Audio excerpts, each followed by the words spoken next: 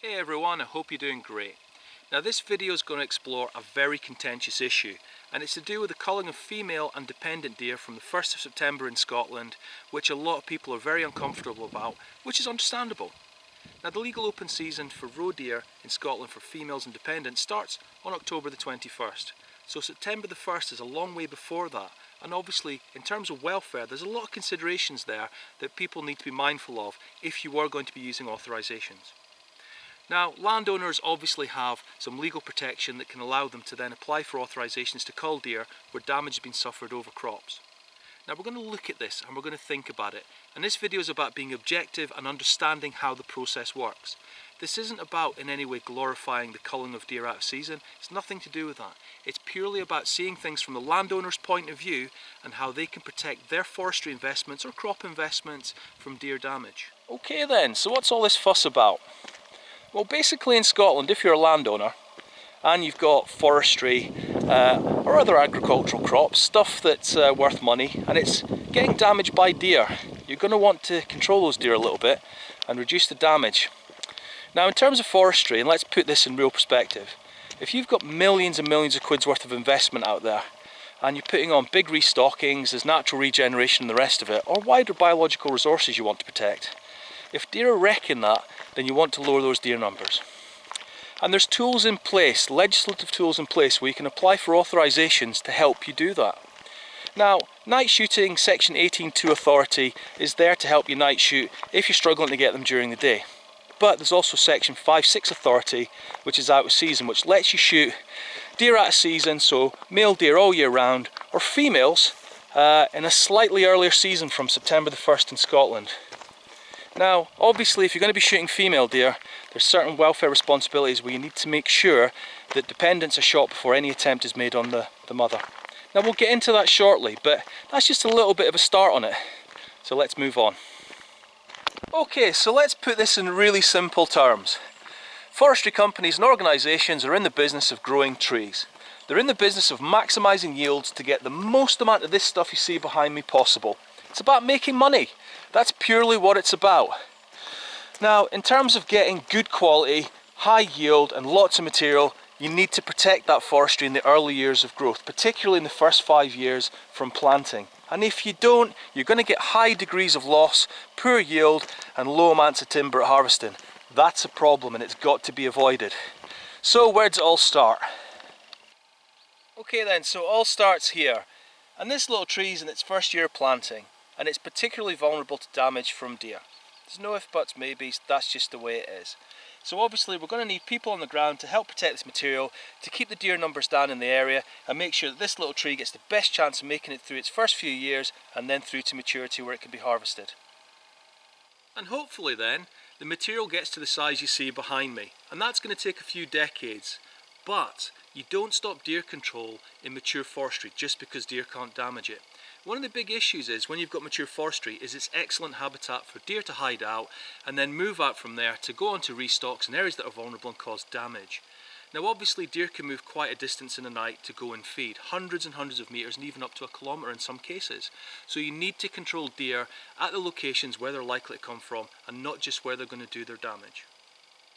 Now, not all deer control takes place over commercial forestry. A good friend of mine was approached at the end of summer to see if he could help take care of some deer that were coming in from adjacent forestry and damaging hardwoods on a property. Now, at that time it was a bit difficult to control them because of the height of cover, so the landowner applied for 18.2 and 5.6 night authority and out of season authority. Now that gave us the option to then go in from the start of September and see if we could take care of the deer.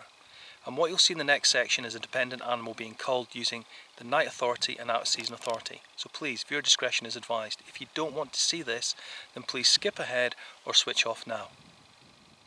What you will notice in the section is care, time and attention was paid to make sure that the right animal was selected. There was no rush, we made sure what we're going to be shooting, and it was culled. There was a doe and a dependent.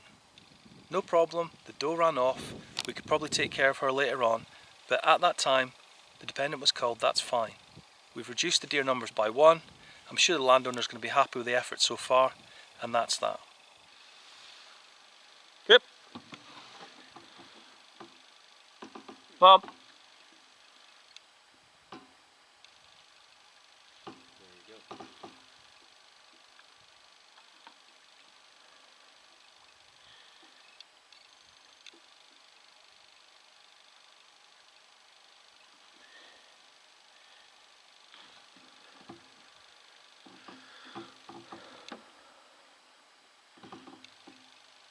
Burp.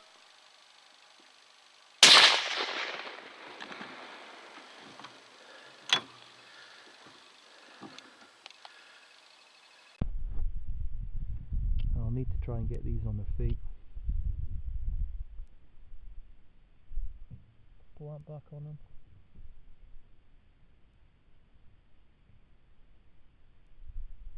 Yep. Mom.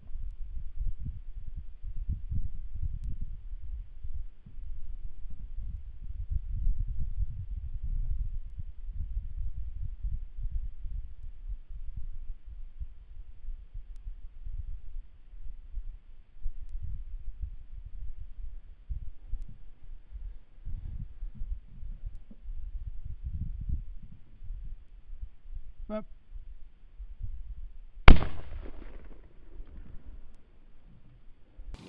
And there we saw some night shooting. But night shooting is not as easy as just getting your authorisations and going driving around forestry tracks looking for deer. There are certain practices and protocols that have got to be followed and certainly stick within best practice. So for example, getting yourself an incident number from Police Scotland to register a planned shoot. Now there's lots of other things like making sure you work as a minimum of a pair but ideally with 3, and ensuring that all shots are kept within 100 metres so you can carefully identify your target animals. And like we've mentioned, if there's does and fawns or hinds and calves, you identify which is which so you shoot the dependents first and always before any attempt is made on that mother. Now, controllers do have very strict standards to adhere to, and forestry companies aren't going to tolerate situations where their deer controllers, paid professionals, are making mistakes that then reflects on their organisation. And these standards come from best practice guidance and also legislation. Now, best practice guidance in terms of culling females from the 1st of September through to the open season is absolute in that dependents must be culled before any adult female attempt.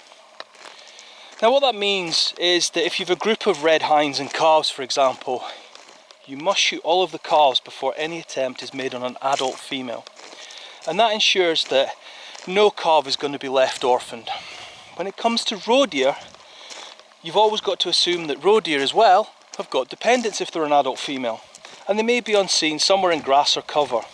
And of course you would only make an attempt on a mother if the dependents have been immediately culled just before. Now there's been a lot of speculation online in the media, in the press, about how this deer cull from the 1st of September is going to orphan and lead to suffering of fawns and calves and what have you.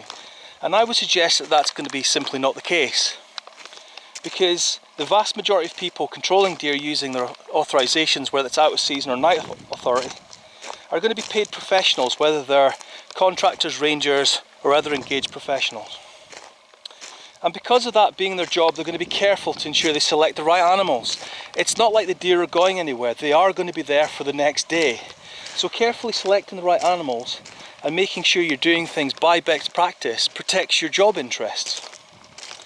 Now, not all forestry protection goes down in terms of commercial forestry. There's also other forestry resources. There's hardwood plantations, private forests. There's farmers that want you to protect certain areas. But in terms of deer control, the objectives that you've got as a controller all come from what the landowner's wishes are going to be. And it's absolute and vital that we remember this.